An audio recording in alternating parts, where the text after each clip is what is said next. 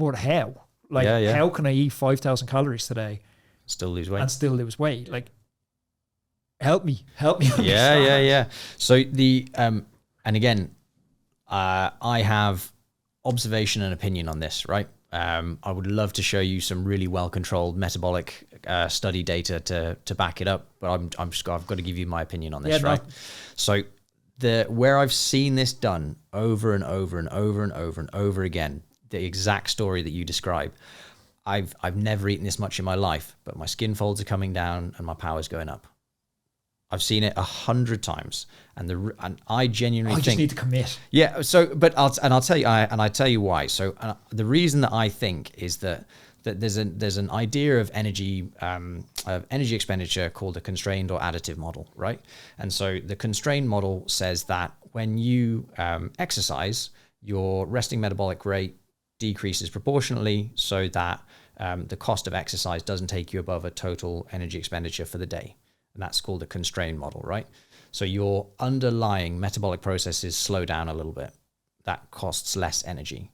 Or you have what's called the additive model, which is where RMR stays the same and you add exercise, the cost of exercise on top. So total energy increases.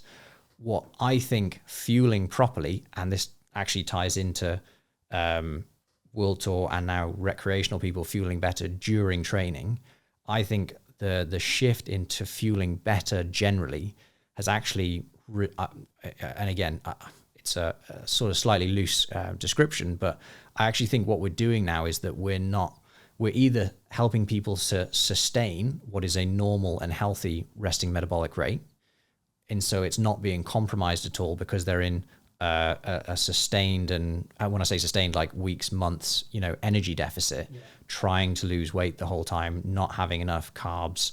The hypothalamic pituitary axis in your brain is incredibly sensitive to carbohydrates and will release an entire array of hormones that change the metabolic processes inside your body and in your organs. And so I think by fueling better, what we're doing is helping people to maintain healthy and normal and optimal underlying metabolic processes, and that's causing Is there a lag period? Like if I go from, like, again, it's that programming from living in France, or maybe I'm watching too much TMZ, pop culture or whatever. But if I want to drop weight for a race so I'm going to do Badlands in September. Sarah's actually a better example because she's doing the exact same thing. She's maybe inherited my bad habits compounded with her teenage years of bad eating habits. But if I wanted to lose weight for that, I'll just dial it on 1,700 calories a day. Yeah. Regardless of what training I'm doing. Yep. And then I'll fuel on the bike, but I'll stay off the bike at 1,700 calories a day. And I know the weight will come off, but it feels like it gets harder each time. Yeah. And with age. Because it probably does. Yeah. Is it a race to the bottom, that model? At what age, as you age, your resting metabolic rate naturally decreases. So it will literally get numerically harder every time. I'm going to be 55 having this conversation. Correct. I'm down at 7 calories a day now. Yeah. It absolutely does. And so is there a lag point? So yeah, you're right. It's not just overnight, but it's quick. Like the human body adapts pretty fast to most things. So, in answer to your question, like how to structure this week, honestly, and it sounds counterintuitive, but like, start the thing I always go to first is like, are you feeling well on bike? If you're feeling well on bike, and that doesn't mean like we're not talking about optimizing for performance, but just are you considering whether you need to take some carbs on bike, or take some protein if you're going over 3-4 hours? Fine, whatever it is, like start there. And it's really, and it is so counterintuitive, I know, but fueling better will help you lose weight. Yeah. It's completely counterintuitive. It's an absolute head scratcher, I know. I know David Dunn's more the behavioral change guy than you, but 100% he is, yeah. But what do you think around deprogramming someone like me or like Sarah who has this mental model of, to lose weight, I need to restrict. There needs to be an element of almost cathartic suffering for me to get from where I am to where I want to go. Yeah. How do we reprogram ourselves to buy into this Hexus model? It's not just a Hexus model, it's prevalent across the whole world tour. Yeah. You guys, the group you that came through the university in Liverpool, you've spread your wings and are in all the biggest sports in the world now, from, you know, Premier League to the US sports. You've changed fueling entirely from this small group of disciples that James Morton built in Liverpool. How do you get that message to the masses that are still doing it wrong? Yeah, do you know what? I always think it's that that honest reflection of someone who's done it. I don't think there's anything more powerful than that. I can sit here and tell you the science all day long, right? But actually, you know, I think it's one of those things that, you know, and we can go through and get some examples from, you know, from people we've worked with. But when someone goes, I remember, so jockey research is where a lot of that stuff started in Liverpool, right? And the jockeys were going, they were like, you're going to cost me my career. I've never eaten as much in my life. Like, you guys are, you know, and there was one guy who was like, I'm going to commit to this. And he was like, I feel phenomenal, and I'm at weight. I'm not spending an hour in the sauna before, you know, when I get to the ground. There's, you know, and that just propagated. And the same thing happened in the World Tour, right? You know, it probably started with Visma. They started fueling well, combined with having a great roster of riders, right? And then those lads were just fucking flying a few years ago. It's not like Visma are carrying weight. Like, no, Greg LeMond was on the podcast, and he literally said to me, and here's a quote from Greg. He said, Jonas is the skinniest man I've ever seen. He's like a prisoner of war. Yeah, exactly. Yeah. But I bet he fuels well. I bet he does. But his body's not in that. His body's not in that compensation, starvation piece. So, you know, a lot of people talk about it like, oh, I didn't feel hungry. I didn't feel like I was in a energy deficit. Yeah. You can create energy deficits and still be metabolically healthy and start to lose weight. But the problem is you need a little bit of help to do that. It's a bit of calculation there, right? And I'm not saying that's easy, because it's not. Otherwise, everyone would do it. It also slightly changes something that I haven't liked for a long time. Food is so important to us. We're talking about food as fuel, but if we trace the origins of food, it's, you know, it's how you bond. You think of some of the best moments in your life. Yeah, 100%. You know, even the blue zones are interesting. On a tangent to this, did you see this thing on the blue zones where, you know what the blue zones are? Yeah. The area, for anyone who doesn't know, they're the areas with the highest concentration of centurions. So Okinawa in Japan, Sardinia in Italy, and scientists have spent a lot of time looking at what are the commonalities that link these. But I seen another one recently where the main thing that links these areas is fraud. Oh, really? Yeah. That's hilarious. Okay, good. That there was massive amounts of reissuing of government ideas in most of these areas for different political or conflict type reasons through the years.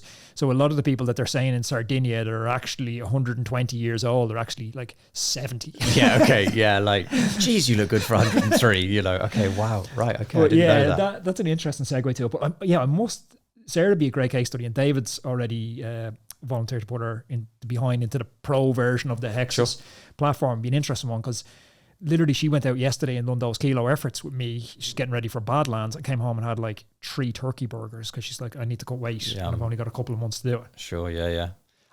Honestly, like it's that it's creating. Again, it sounds counterintuitive. It's creating. It's creating probably smaller changes than you think you need.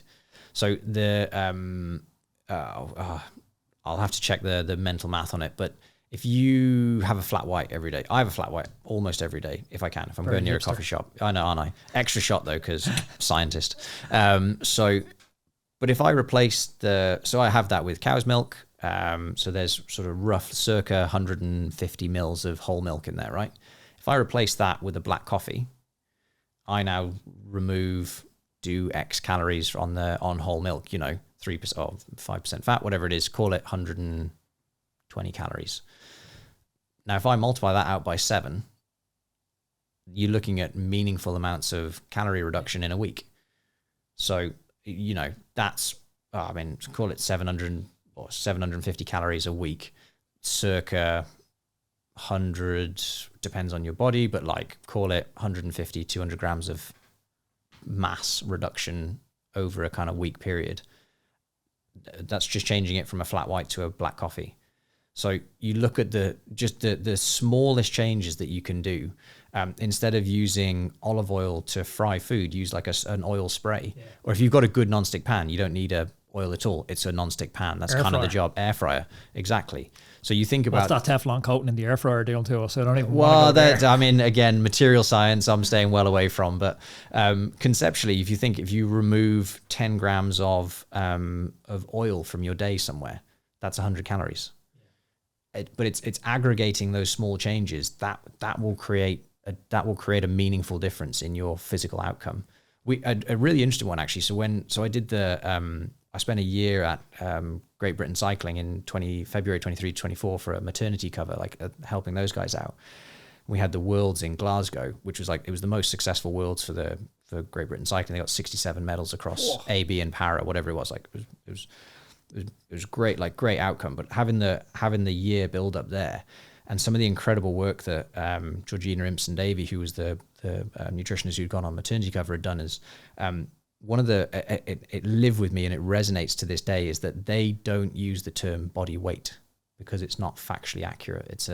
That's an opinion. It's body mass, and they really move. So what's the difference? So weight is a function of mass plus gravity, whereas mass is a unit. It's a very specific way to classify. So how's that getting measured? Like displacement in so water it's like this. It's the same thing. It's not really about the way in which it's measured, but it's about the thought process in going, let's look at your, sorry, we're not looking at your weight, we're looking at your mass, because we're moving it into a very objective and less emotional state. Do you see what I mean? Yeah, and that's interesting. That's kind of where I was going before I lost my train of thought with the blue zones thing, because we, for a long time, have attached a morality to food. Correct. Where we categorize stuff as good food, we categorize stuff as bad food. And I should feel guilty because I've had bad food. And me and David talked about... I was going to say, I think David mentioned this exactly. It's contextual, right? Yeah, it's contextual. And we got absolutely hammered in the comments for the last video for trying to say that Haribo is good food. And we're like, well, in the right circumstances, it is good food. Yep. So I want to double down on that, so I get hammered in the comments again. One of the first things I had to have an argument with the medical staff and a few of the heads of the team when I started in World Tour in 2018, because I was like, where's the Haribo? Let's get it on the bus. I had to dive in and do a review of what went into what made, how it was made, all sorts of stuff. And I'm like, guys, this is functional food, because they've just ripped through 6,000 calories and annihilated their glycogen, and they're doing it again tomorrow. Yeah, try eat that amount of glycogen from blueberries. You're eating 7 kilograms of blueberries after a stage. Yeah, exactly. So we used to do a thing where it was like a precursor to Hexus, actually. We with myself and Nikki Strobel, who's now at Israel, we calibrated a system where we could make quite specific recommendations for each rider if they wanted to. It wasn't compulsory. It was this service is here if you want it. We'd know what the menu was because Nikki was cooking it, and then we could make recommendations based on the work that they'd done, their RMR, that kind of stuff in the day, right? And so you'd give someone the option, listen, it's rice or risotto, what do you want? And I always remember one of the riders, I'm sure he won't mind me saying, Jack Bauer, big Kiwi guy, super nice fella, really cool guy. And he was like, man, I'm a bit done with pasta. Can I have risotto? And I was like, oh, are you sure? So risotto rice absorbs 5 times its own weight in water. Yeah. Versus pasta, which is only 3 times. And pasta has a higher density of carbohydrate anyway. This episode today has been supported by BIKMO Cycle Insurance. Insure your ride with BIKMO today, and they'll donate £10 to Trash-Free Trails to support their work in protecting our planet. Head to BIKMO, BIKMO.com, and use the code ROADMAN to get covered and support our wild spaces. Terms apply.